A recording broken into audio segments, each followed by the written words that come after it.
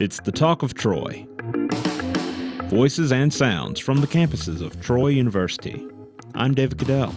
If you haven't visited the Troy campus since the beginning of May, you might be surprised by which building is not there.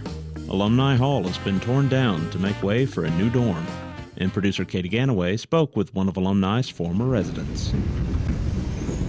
Every man needs his privacy, right? According to Dean of Student Services, Herb Reeves, the future residents of a new dorm opening next fall on the Troy campus will get that and more. All private rooms. Everybody will have a private bath. A lot of technology will be placed in the building. Dean Reeves says he has some fond and interesting memories of the recently removed Alumni Hall, where he and two other roommates lived in the early 80s. People would shove a roll of firecrackers on the door and it sounded like somebody beating a garbage can lid. New memories and plenty of good times for students will begin in the new dorm starting next fall in 2015. For the Talk of Troy, I'm Katy Ganaway. John Herrmann was a writer who rubbed elbows with Ernest Hemingway and other established authors, and also at one time was accused of being a communist spy.